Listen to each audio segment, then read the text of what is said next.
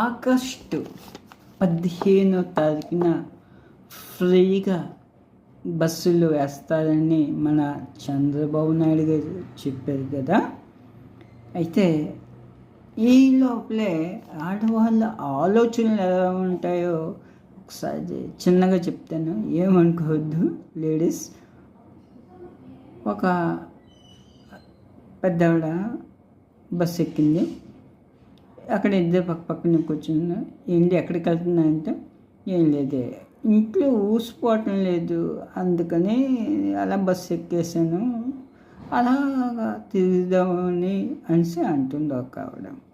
మరి ఇంకో ఆవిడ అంటుంది, ఏంటి మీరు ఎక్కడికి వెళ్తున్నారంటే, ఇదిగో ఈ చంటి పిల్లాడు ఉన్నాడు కదా, ఇంట్లో అయితే భోజనం పెడుతుంటే తినటం లేదు, నన్ను ఏడిపిస్తున్నాడు.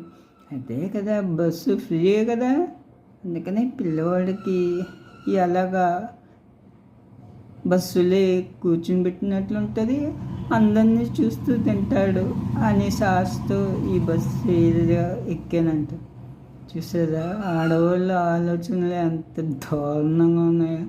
ఇంకా బస్సులే రాలేదు, కానీ ఆలోచనలు మాత్రం ఆకాశం అంత ఎత్తిదిపోయి.